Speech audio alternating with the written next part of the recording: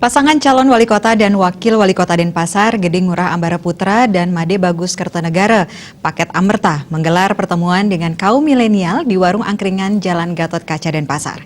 Paket Amerta mengajak kaum milenial bersama-sama ikut membuat perubahan dan memajukan Denpasar sebagai ibu kota provinsi.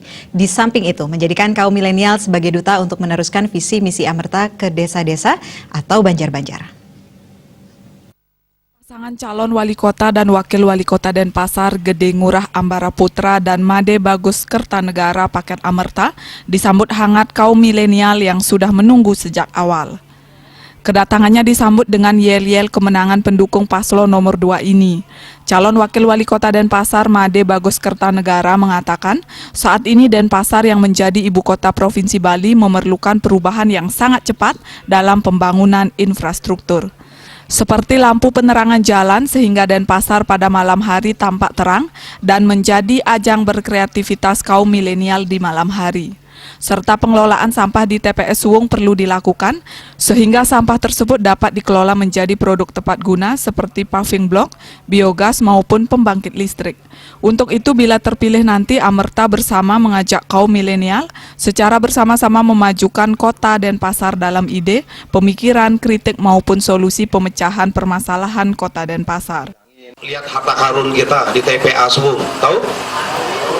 Itu harta karun, jangan salah, kalau kita bisa mengolahnya itu, 1 bisa jadi biogas, 2 bisa untuk paving block, 3 untuk biodiesel, yang keempat untuk listrik. Tuh, hebat nggak sebenarnya sampah itu? Kita sebagai masyarakat Denpasar, mari kita peka, mari kita peduli, mari kita bersama-sama ya. Kami jikapun nanti terpilih berdua menjadi pemimpin di Denpasar ini, kami sanggup, tetapi lebih sanggup lagi ketika kami diajak bersama-sama adik-adik semua, para milenial di sini ikut berkontribusi.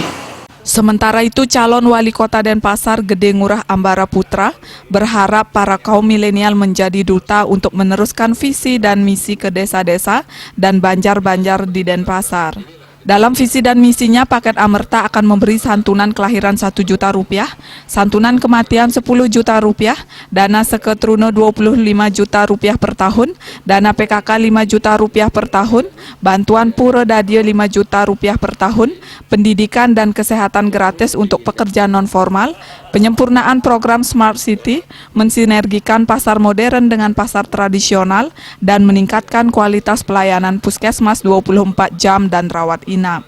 02 mengharapkan kepada Bapak Ibu adik-adik semua itu menjadi duta kami. Duta kami di banjar-banjarnya, di pura-pura dadionya, ataupun di gang-gangnya untuk menyampaikan pesan daripada Amerta ini. Dalam kesempatan tersebut dilakukan dialog yang menyoroti perlu ada beasiswa bagi mahasiswa Denpasar yang kuliah di luar pulau, serta bagaimana ke depan memajukan UMKM di Denpasar sebagai penopang ekonomi kerakyatan.